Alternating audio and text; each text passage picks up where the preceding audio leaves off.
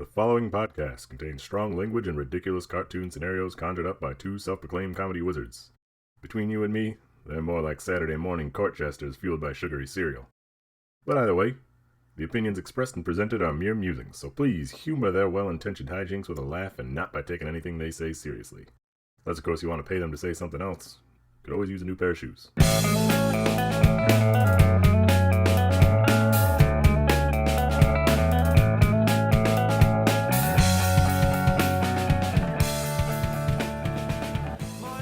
Hello and welcome to ReviewParty.com. I'm Brent. I'm Matt. This is a podcast. It's on the internet. It's got comedy in it. Hopefully you knew that much already, and hopefully you knew this too. But just in case you didn't, we look at reviews on the internet. Those are funny sometimes, right, guys? Right, everybody? Yes. Right, Yeah, Matt? yeah, come on, right? Yes. Yeah, nod. Yes. Nod, everybody. Are you nodding? Are you looking like a weirdo on the bus right now, nodding along, saying yes. You know that like Three Wolf Moon. You know those dirty gummy bears that everyone talks about. We try. You know, we're digging through. We're trying to find the viral reviews that just didn't spark. Right? They didn't get that magic spark. We're bringing them to you. We're sort of the comments underneath the Instagram meme page that screenshotted the review for you. The internet isn't supplying enough review-based comedy, so us two men of the future, we decided we will. Matt, I've been talking. Do you want to talk about a review you have? Yeah. I got an Amazon review for a product called Pet Stages Tower of Tracks Interactive 3-Tier Cat Toy. Maybe you've seen a similar apparatus, like it's a little circle thing where the ball is trapped inside, so the cat can just kind of hit it and it goes around. This is like a triple-decker one of them. Triple-decker contained ball situation. Yeah, two balls on each deck. Okay. With this one. How many cups? 3? I don't know. 2 balls, 3 cups. This is a review from Beans and Things. I'm suddenly remembering where I got this review. It's just not important. Beans and Things titles the review okay and writes, "This tower has 3 levels with 1 ball per level." Then the picture's a lie. I'm sorry. It's very short to be called a tower. My adult cat towers over it, and he can't even see the ball on the bottom level, so he never plays with it.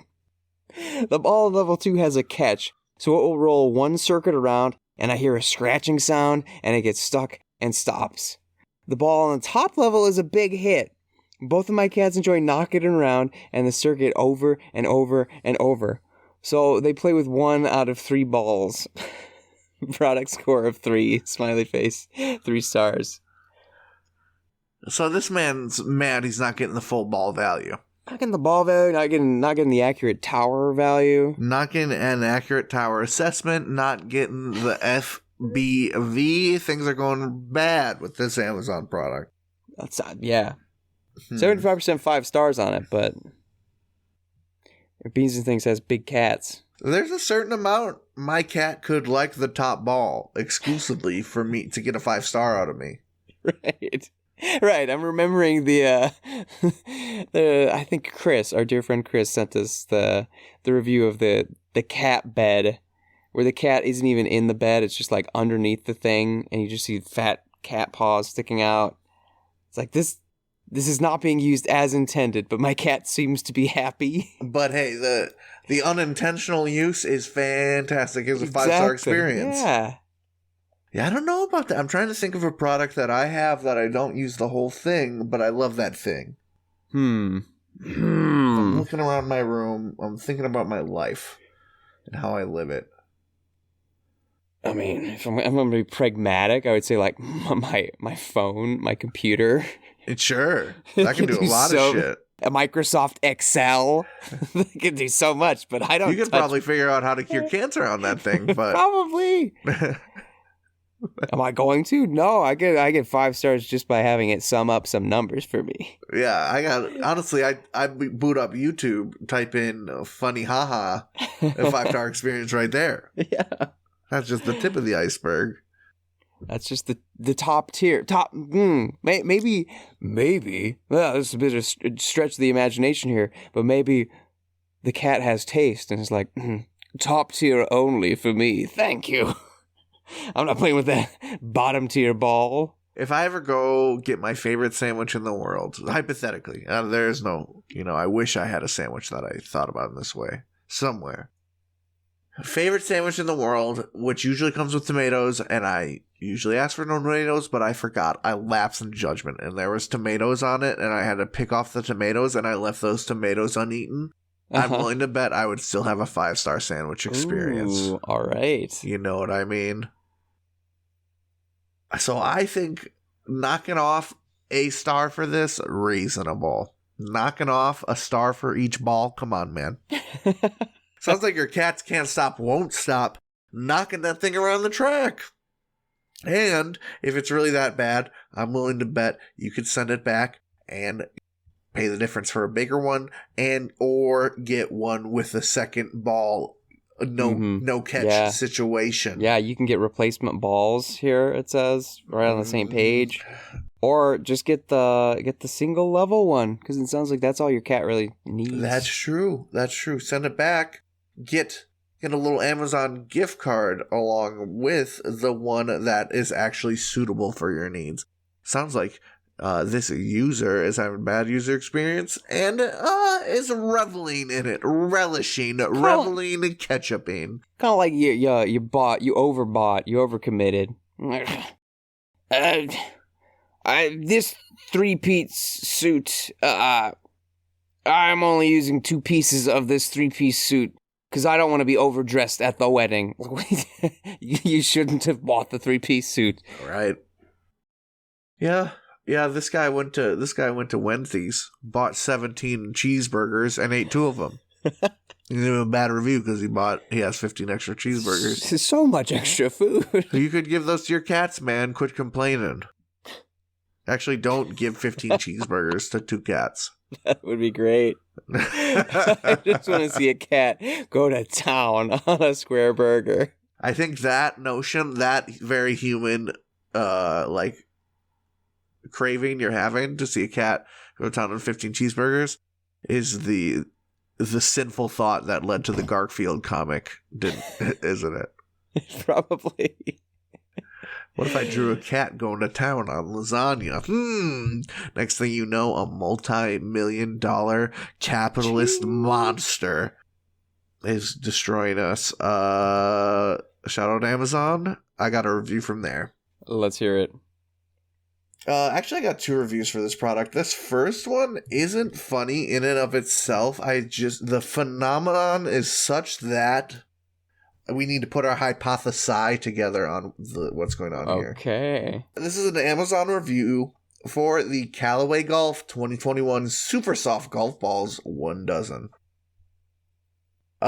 Basic product review titles their review, Unleash Your Golfing Potential with Callaway Golf Balls. Okay. They write, as an avid golfer, I've had the pleasure of using Callaway golf balls, and they have truly enhanced my game. These golf balls are a testament to the quality craftsmanship and advanced technology, delivering exceptional performance on the greens. Callaway golf balls excel in providing an optimal combination of distance, control, and feel.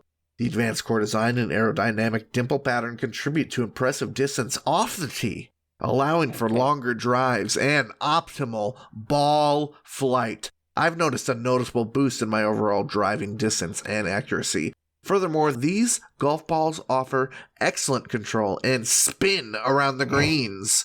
Whether I'm hitting approach shots or attempting delicate short game shots, I can rely on the consistency and responsiveness of Callaway golf balls. They provide necessary feedback and touch to execute shots with precision, giving me confidence in my game. The durability of Callaway golf balls is also commendable, as they withstand the rigors of play without easily scuffing or showing signs of wear.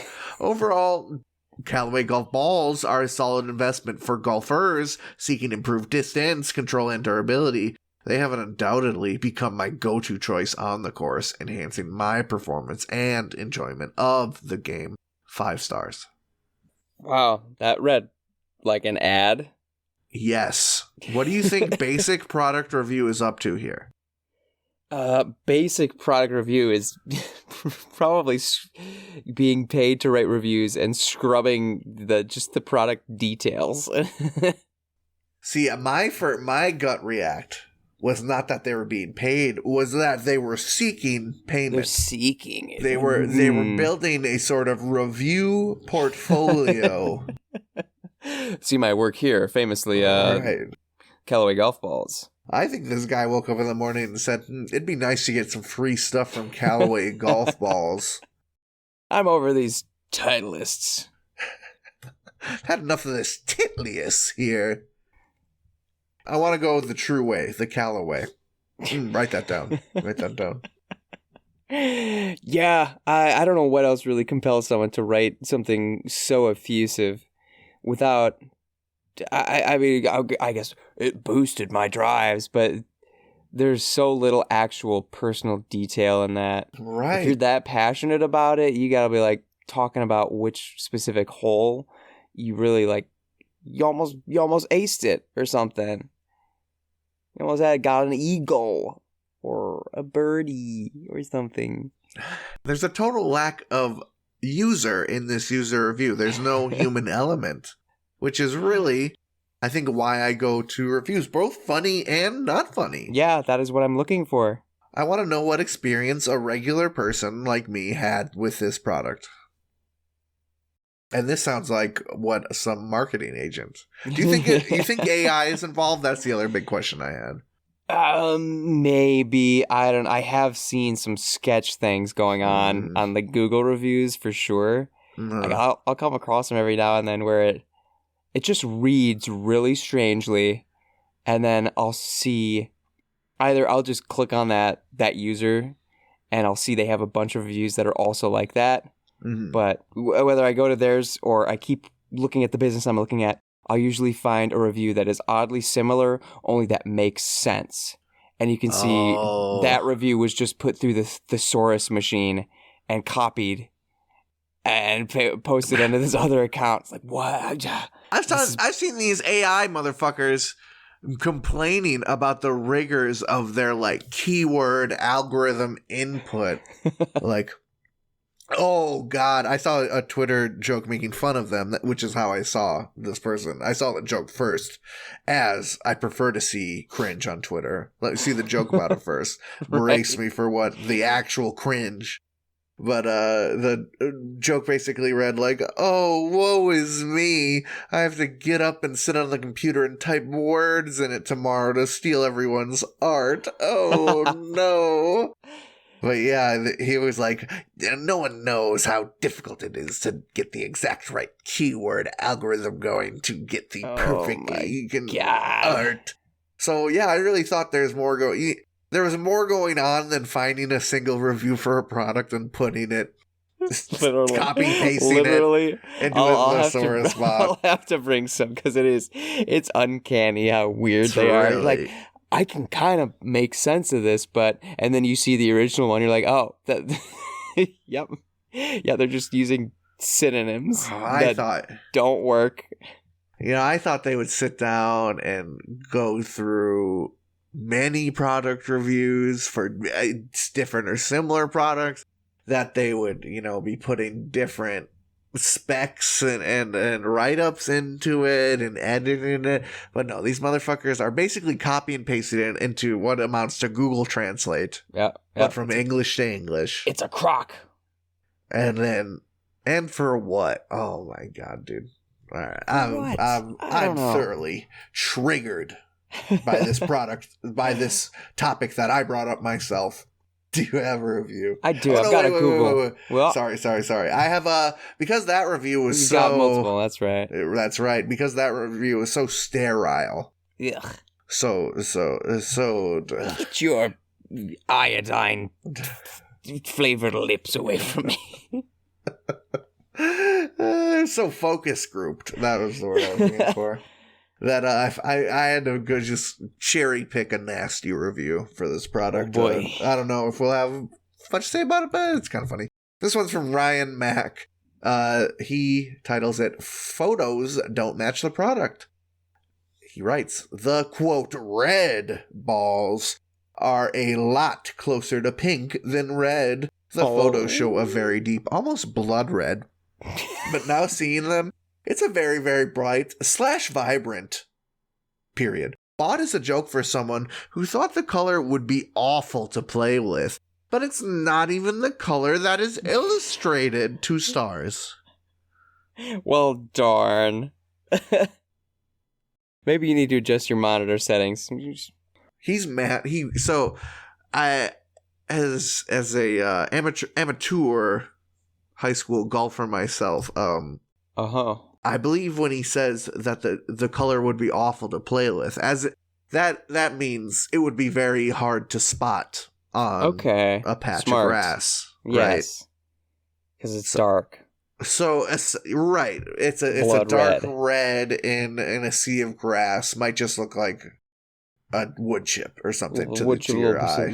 Piece of dung. Piece of dungaroo. You know, golf courses are full of shit and turds all the time. You wouldn't be able to find that thing. Specifically blood red. Blood red, well, sort blood of mahogany deuces are dropped throughout the course. But they're pink, which is, of course, a fantastically color for the human eye to grab onto. So he's mad that he couldn't get these balls to essentially throw away. That he got usable, high-quality Callaway golf balls instead. Yeah. I can't play a practical joke on my friend and just waste and litter and... I have to give a kind, thoughtful joke to my friend. What is this? I'm a golfing guy. I like to drink beers and drive electric carts. Oh. You know, manly stuff. Not big golf balls. This is supposed to be a joke. He got pranked. He feels like he got pranked, I think. Okay, that's enough about the balls. I have a Google review. I've got 2. I don't know if I'm going to read both. A Google review for the Little Chapel of Hearts in Las Vegas, Nevada. It's a wedding chapel. Yeah, I was going to say, people get shotgunned here. Yeah. Arena Simmons has this to say. One of the worst experiences ever and a colossal waste of time. We just wanted to renew our vows and listen to the Elvis impersonators sing. Instead, we were roped into a comedy of sorts and asked to sing and dance and join in on the entertainment.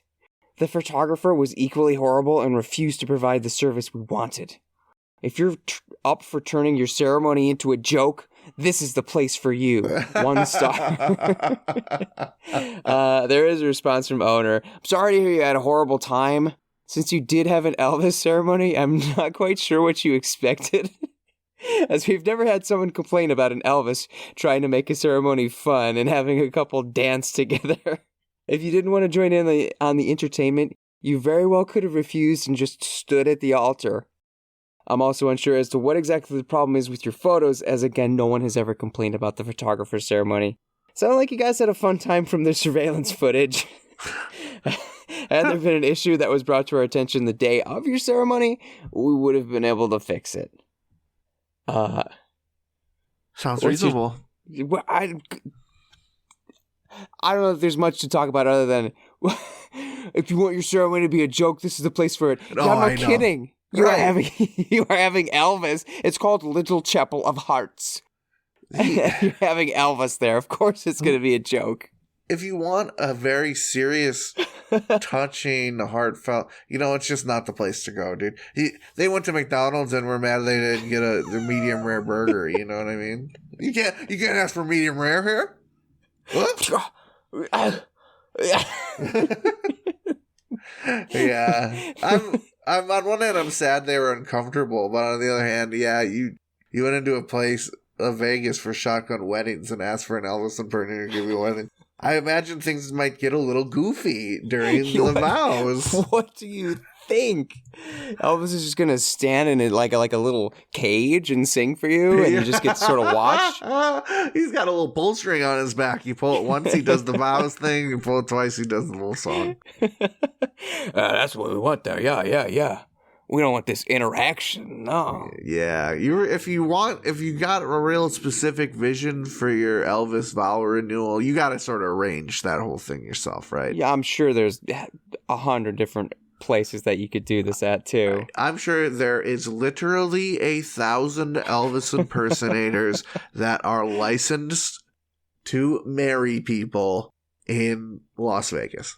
There's no doubt in my mind that would do it for a very, very cheap, and they'll do it exactly how you want it, as long as they get a fucking hoagie sandwich afterwards. Yeah, I just can't imagine being so much a stick in the mud. Yeah. Like, if you have gone up, like, you want Elvis there, you're decidedly pro Elvis. Sure. And when Elvis saunters up, his shimmy leg, his shoulders are going, he's got the jumpsuit on, he's looking glistening and sweaty and dazzling under the lights, and he's, hey, Las Vegas, blah, blah, blah, or whatever, wise men say. And you're like, we're fans of listening to the music, Mr. Presley, not, I don't we don't want to be a part of the experience. We just want to watch it from afar, you jerk. I'm not that big of a fan, for Pete's sake. Sing with you? No. Hound dog? No. That underhanded surveillance footage comment. It sounds like...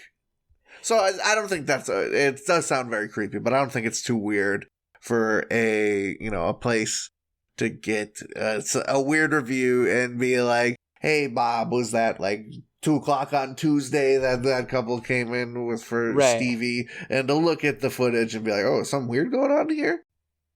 And it sounds like when he did that, he saw a happy laughing couple with his Elvis homie. Yeah, the other review that I don't think it's as funny, but that one does have a response as well, and it mentions the bride and groom both had a wonderful time, and their opinion is the only one that matters. I'd be happy to provide the video of proof of the bride singing our praises. So maybe that's a package, too, that we don't just have pictures taken. We record you, do a little wedding video deal. Oh, sure. Like you might do. And I'm sure they also have surveillance, just because, I don't know, it's Las Vegas. There's a lot of fluff floating around. You don't want some weirdo stabbing your Elvis impersonator. You guys. No. You've been with that guy for 15 years. Can't dry clean that suit. You kidding me? You got 3 more weddings lined up with that guy, this afternoon. He can't be getting stabbed. Right.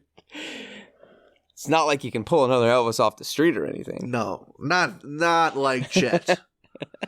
Chet is oof. Chet Sweat's the best, man. Well, Chet doesn't do an Elvis impersonation, all right? He's in on that real fucking, what do you call it? What's that acting 101 shit? That Stanislavski method acting, bro. He is in Elvis, dude. Every single night, he eats a sandwich on the toilet and dies. And he wakes up in a hot tub. And, it's just because he's living the lifestyle. He doesn't know how he got there. He's not going to ask. Doesn't need to. That's just Las Vegas. The spirit of Elvis lifted him off the toilet and sort of a ground. He lives sort of an Elvis Groundhog Day lifestyle is my take on it. Chet. You must do Elvis's good work tomorrow to the hot tub for rejuvenation. And sphincter cleaning. Yeah, you got to keep yourself clean. Right. In that town. Yeah, you're Elvis. You're getting all kinds of different stinks. The peanut butter sweat and the bacon sweat are 2 different sweats, and you're consuming a lot of both.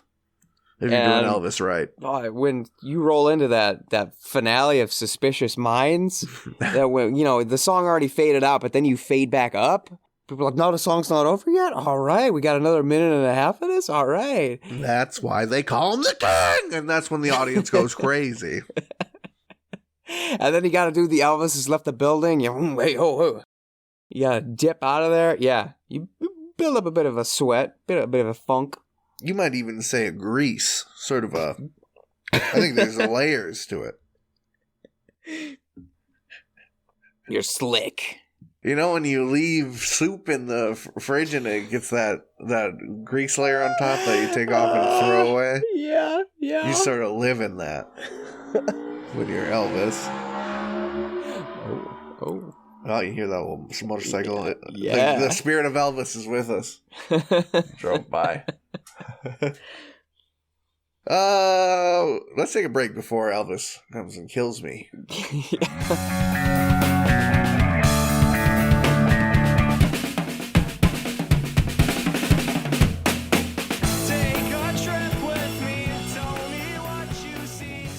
Hey everybody, thank you for listening to our lovely little podcast.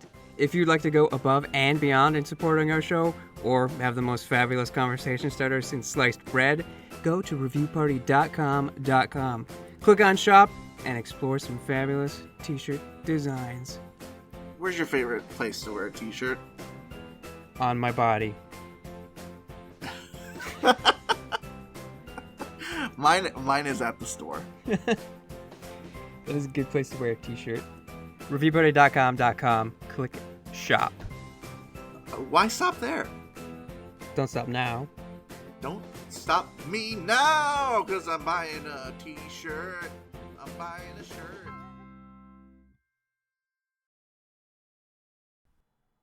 Ladies and gentlemen, welcome to the second half of the episode, and welcome to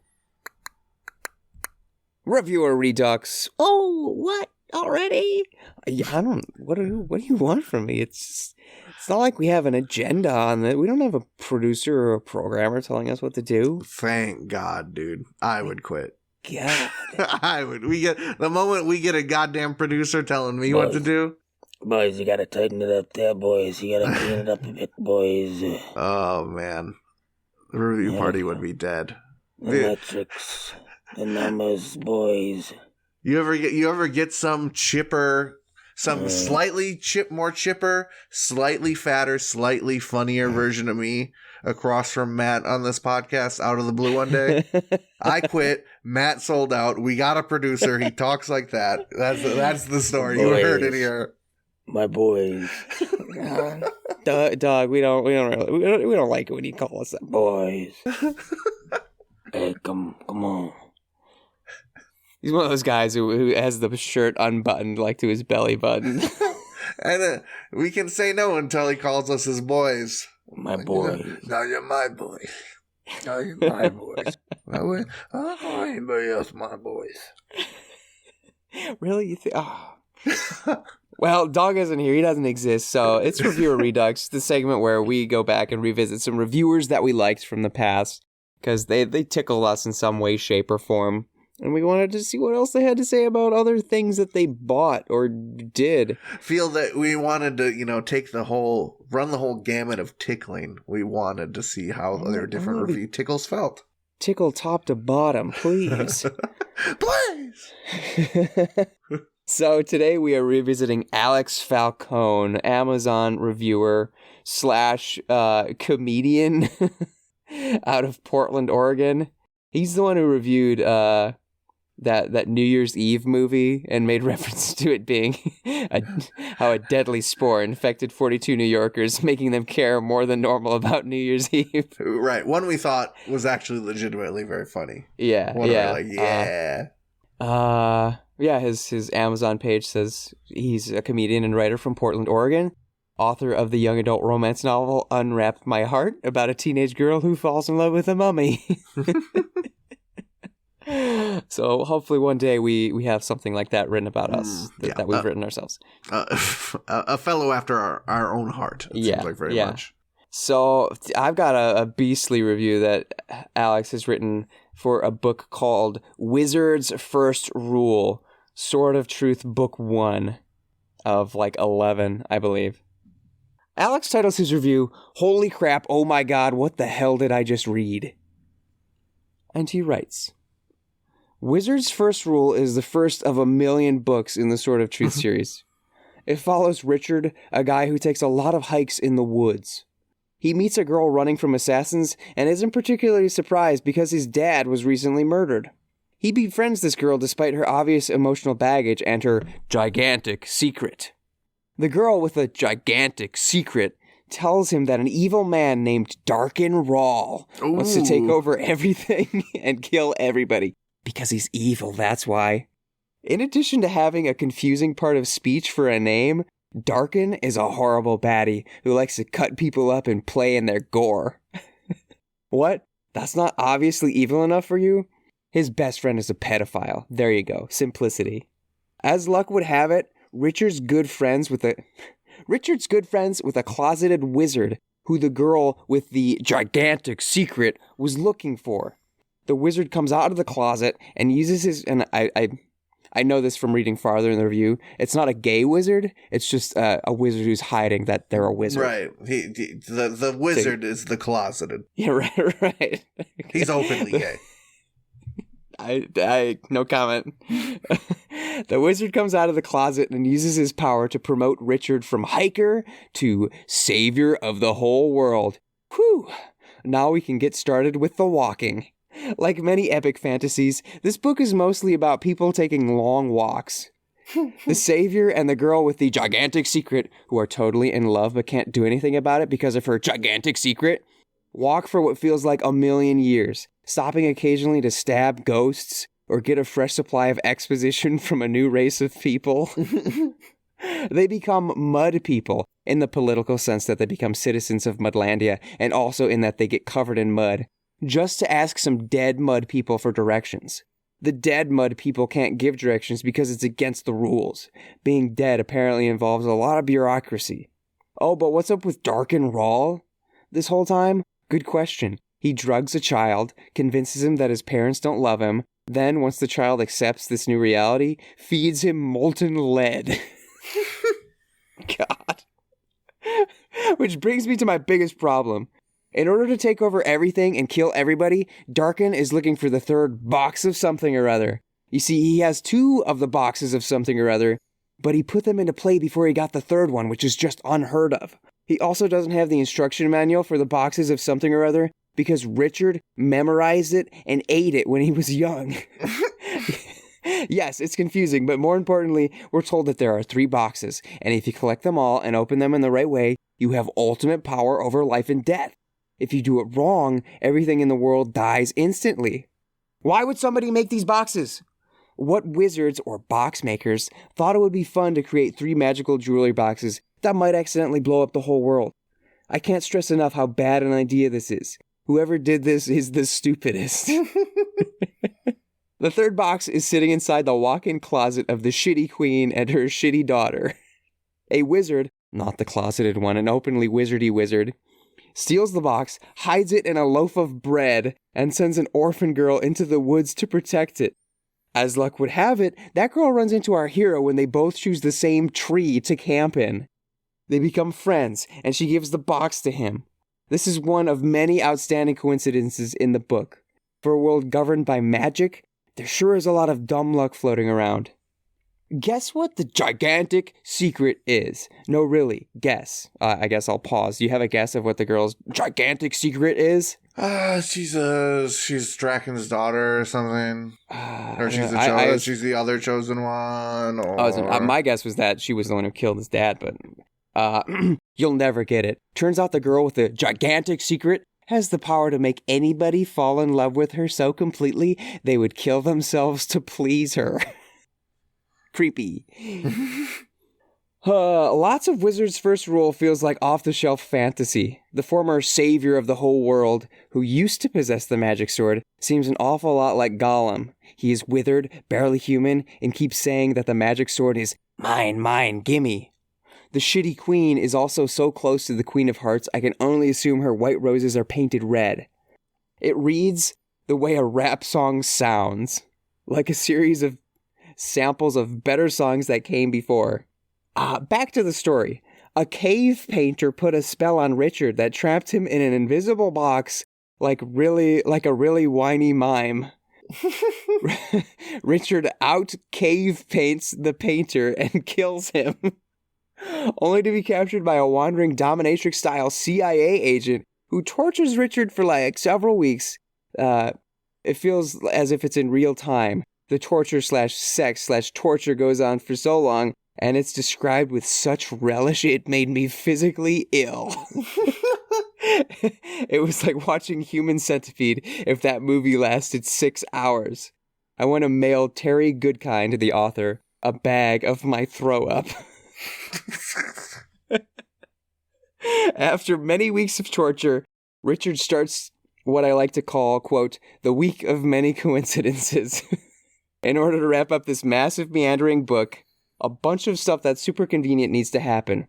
Nobody could ever do this thing, unless you're the one who can do it. I just happen to have some of that healing salve in my backpack. In all of these woods, we happen to be in the same tree as this wandering girl. It'd be hard to believe if I didn't want so badly for everything to be over. In the end, everything works out perfectly for all our heroes, and nothing bad has come of the years of evil oppression. The only thing left is for Richard to walk home.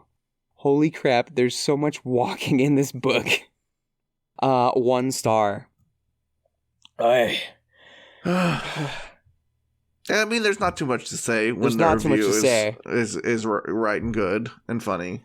And detailed. Like, we do get that sometimes with those shifter books where it's not so much a review as it is them just telling us what happens. Right. We get both. We get what happens and why we should laugh at it. So, brava. But yeah, Alex is like, this is... I can only imagine what compels him to find books such as the ones he has reviewed. And then how far he has to go before he's pushed to unleash a review as long as this. It always boggles my mind how, like, what producers are greenlighting that kind of stuff. I guess it's just proven to make money. You know, they're not... The formula of thing they're looking for isn't the same thing I look for in a book, right? Mm-hmm. There isn't the same boxes being checked. I'm sure they got some secret formula for what'll sell and what doesn't. But, just to say that, as a video game fan, it's crazy because, like, how many great, awesome game ideas are not greenlit because they're such a liability, when, meanwhile, in Booko world, that shit is being put to print? Anyway, you got another little Spice Girl for me? No, I was just going to say that there are used copies for $1.86. Oh! You want... Yeah, so the reprint never happened. And that's the hardcover. Oh wow. Is it old? 2008. Oh no. Yeah. They're sitting on a lot of stock apparently. They're dropping dominatrix sex scenes. I've got some quotes from the book. Popular highlights in the book. What are popular highlights? Kindle readers can highlight text to save their favorite concept, topics, passages, blah, blah. The perverts that read these books, this is the stuff that they highlight the most to save for later. I've got 3 quotes. I'll go in ascending order. This was highlighted by 99 Kindle readers. Quote, "There have always been wars, Richard. Every war is a murderous struggle between foes. And yet, no army has ever marched into battle thinking that the Creator had sided with their enemy." It's like, okay. There's some slight poignancy to that. Highlighted by 104 Kindle readers. "All this time, I thought we were fighting evil. Evil on the loose. Run amok. But that's not it at all. What we're up against is more like a plague. A plague of fools." Whoa. That sounds like someone plagiarized the Shakespeare quote really badly. Yeah. Really badly. And finally highlighted by a whopping 200 Kindle readers. "Think of how easy it is to believe. For people who don't question, who don't even know how to question. For most people, it's not the truth that is important. It's the cause." That's what I'm talking about, brother. I'm all about the cause, not the truth. Sure. That kind of melted my brain. Honestly. Good. That's Review Redux. Yeah, this sounds like absolute dreck. Just like when you write something and the purpose of what you wrote was to be deep, not just you just didn't write something and it was deep because it, stuff came out of you and you're deep because you're a person. No, I don't know. Let's not beat a dead horse. Thanks for the good review. Yeah. Thanks, Alex. From one stupid review to another. Do you want a review for an item or a piece of media? Ooh. Give me the media. Let's go media. Well, then that will take us to IMDb for this review of the classic show, The X-Files. Dude. Terrifying young Matt. Terrifying young Matt. You know that show started in 1993. It's as old as us. Dang. I knew it was like a 90s show, but I was thinking like 96, 97. Now that bitch old. It's perfectly young. That's true. It's timeless. But don't take it from me. Take it from Arcan. They title their review, one of the best shows on television. They write, according to my friends, I am not a true X-File. Don't ask why. Oh well. This is written in 1999, by the way. Dude. X-Files ranks as one of the most intelligent and brilliant shows on television. It is a cinematic show using techniques that are more associated with movies than the TV show, like a long unedited sequence in The Triangle. Admittedly, it was once a better show than it is now, but most episodes are minor masterpieces. But when it peaks like Redux, Triangle, and One Son, it peaks like no other show has peaked before. It is completely unclassifiable. It is a mystery, a sci-fi, and sometimes self-parody, and the show has several markedly sexual overtones. The cigarette-smoking man, in parentheses. The sexual tension is what probably has attracted the most people.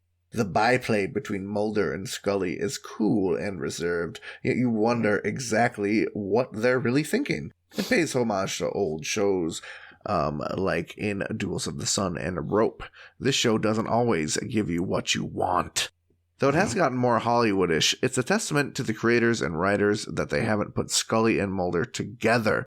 Will they or won't they? Probably. It is Hollywood after all. This show is a thinking person's show. Sometimes it does get slow, but it always remains interesting. Oh, no stars. But pre-star review. Pre-star review. Okay, hey, that's all right. Sounds like they like it, though. It sounds like it's a 8+. I mean, I have to agree. Not that I guess I wouldn't call myself an X-File either. But what I've seen, even being terrified as a child, that's a testament to it being good if it was able to scare me. Oh, yeah, I don't know if I was scared of X-Files when I was a kid, because whenever that theme song came on, I turned that shit off right away. Yeah, I just remember the image of things moving beneath a lawn. Like almost like Bugs Bunny, you can see the little dig patch, but just like a carpet of grass, and you see that bump moving. Like no. And it ain't some Caddyshack gopher flying around there. No. It ain't Bill Murray having a cartoon tizzy. Those motherfucking aliens, dude. Motherfucking things that'll reach up and grab you. I just remember like flashlights through foggy trees in that theme song. You know what I mean? Yes. Yeah. Some dark tree stump thing. Ooh. With the scariest song ever. Yeah, that I wouldn't even begin to watch that show when I was a kid. Now I wish I did. Now I was like, I bet that show was sick. Yeah, probably was. Yeah, I'm guessing every single show I've ever liked, this show's like the dad. This show's like the father of those shows. Stranger Things? I think Stranger Things would be happening without a file of X. Probably not. Probably not. And like Twin Peaks. I watched that a few years ago, and I was like, wow. I still gotta watch that, man. I meant to, but I had trouble finding a good place to settle on it. But I gotta crack it open soon.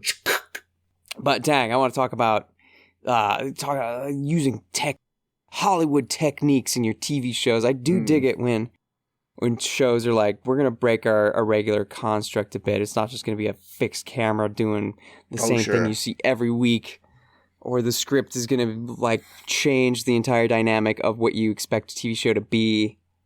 There's a Mr. Robot episode. I don't know if you watched that show with little Rami Malek. Mm-hmm.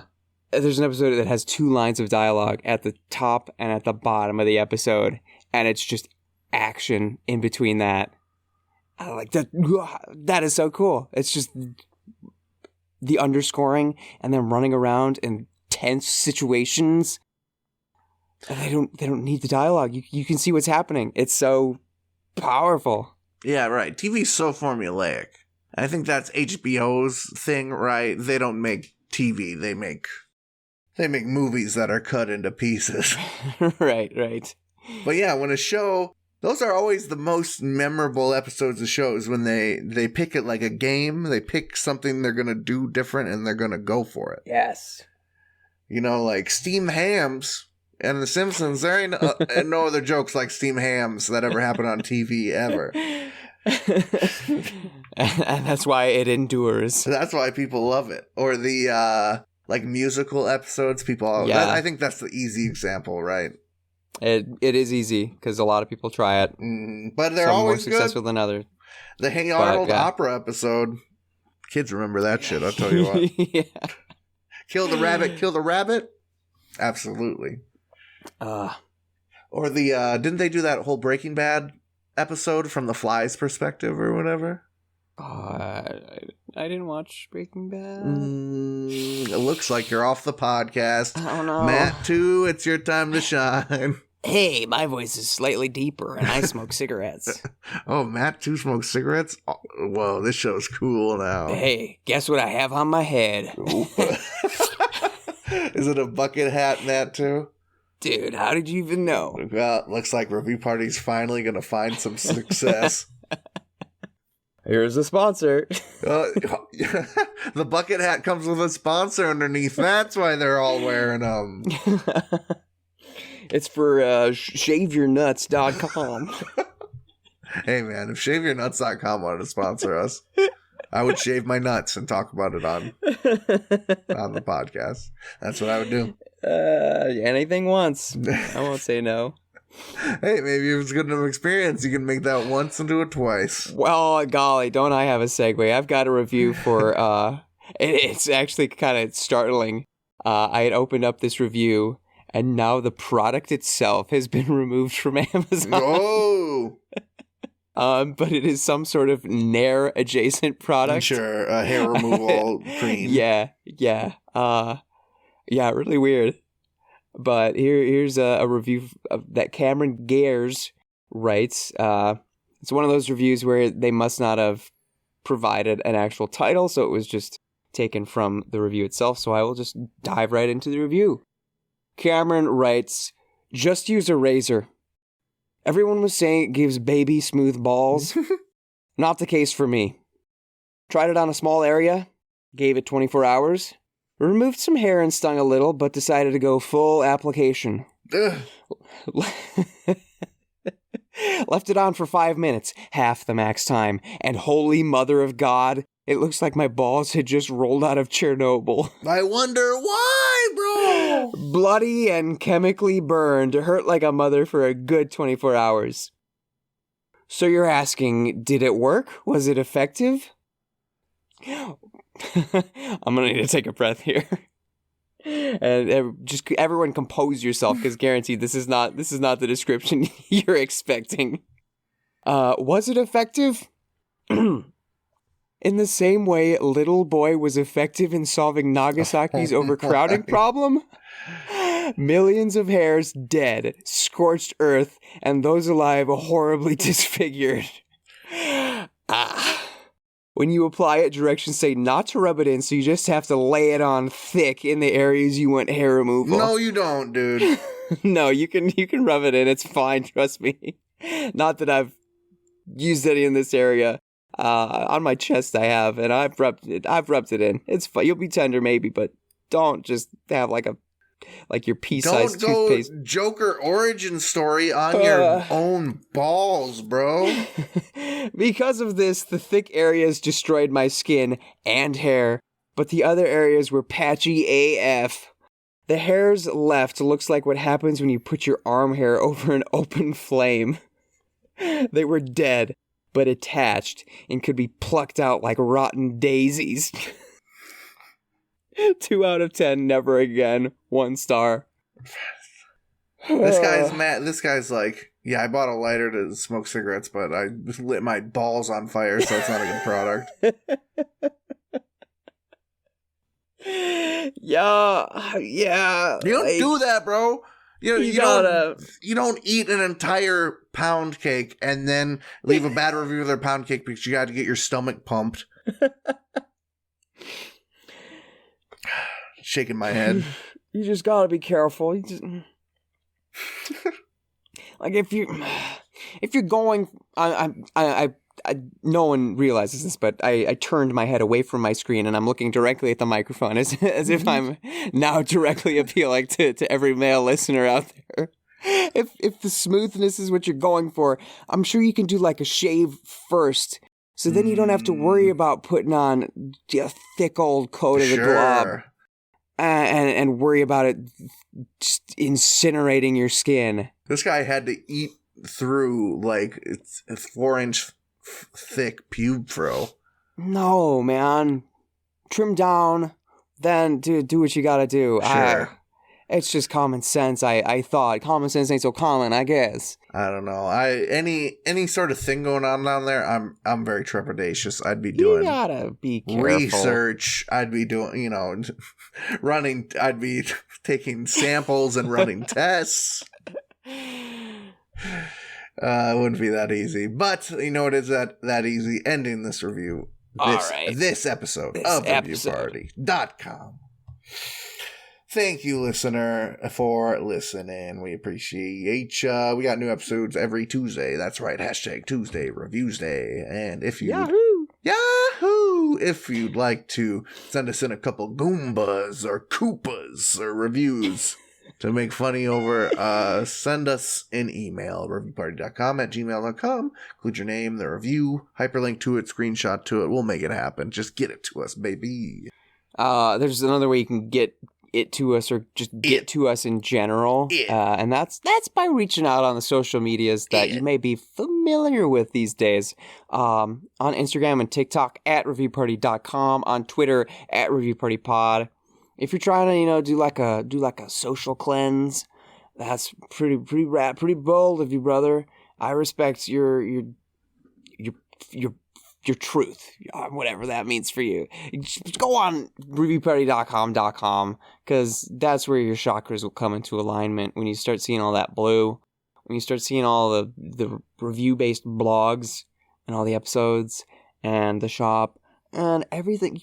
Hey, maybe Johnny 5 is there. I'm not saying he is, but maybe he is. If you haven't found Johnny 5 by now, where you been? Man, it's so fun. That was a 1 episode joke. People are going to find that shit and be like, why is Johnny 5 here? I know. I couldn't even point to what episode we were joking or why. Oh, we do love that man, though. Our love for J5 is eternal. Do you got social media stuff to talk about, or is it my turn? It's your turn. It's my turn. Good. Because I want to talk about nosebleeds.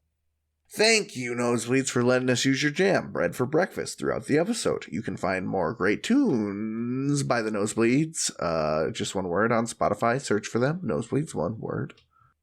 Don't make me get out the Thesaurus AI to spell check you, because it won't go good. You'll leave a shitty review, which we don't like. But I have a good review, I guess, to finish us out here. It is from Amazon for PS5 stand and cooling station with dual controller charging station for PS5 console station. PS5's accessories included: controller, charger, cooling fan, headset holder, 3 USB hub, media slot, screw wire. Just one of those big plastic fans. Yep. Popularized Big, with the big 360 because the 360 used to fucking bake its own insides that would run at such a high temperature. But apparently PS5 might need them too. Amazon customer titles their review Fan Noise. They write, it was working fine for me for the first few weeks and then started a bit of a noisy fan for the first few minutes. I wonder if it's going to last already. 4 stars.